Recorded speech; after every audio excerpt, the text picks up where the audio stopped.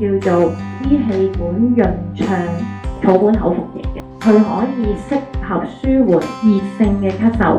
熱性嘅咳嗽即係喉嚨痛之後嘅咳嗽。細路仔咧好容易咧就係佢譬如有黃綠鼻涕、有喉嚨痛之後佢就會咳㗎啦。咁呢一種嘅咳咧就適合用呢一樽啦。咁譬如佢到秋天啊，好乾燥嗰啲咳咧，都適合用呢一樽用。即係譬如你會見到佢，咦，平時佢唔係咁中意飲水嘅，但係呢幾日佢咳之餘勁飲水嘅喎，呢一樽基本上都冇錯噶啦。咁所以呢一樽係適合乾咳、發炎嘅咳，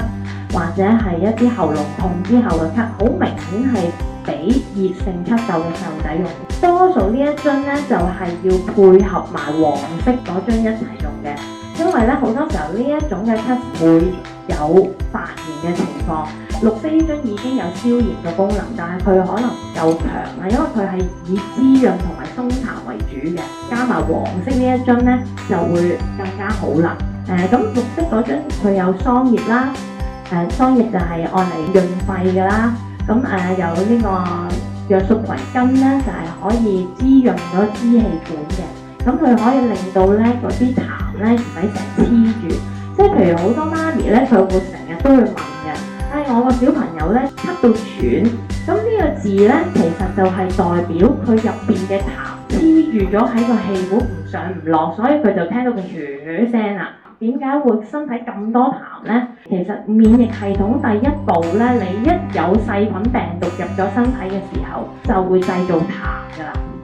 痰咧係一啲正常嘅免疫系統反應嚟，佢目的就係要將啲細菌病毒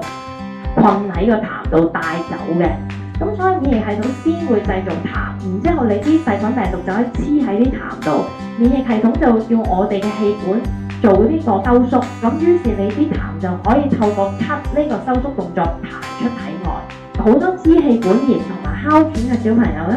我哋呢一兩款嘅草本之後咧，佢係可以非常之有效嘅。咁但係當然你要每一次病嘅時候都要用翻呢一樣嘢啦，就唔係你西藥同呢樣嘢 mix 埋一齊，咁就唔係咁好啦。咁草本咧就唔係去令到嗰個痰咧傳出嚟嘅。其實我哋咧就係個作用就係咩咧？快啲將啲細菌病毒殺死，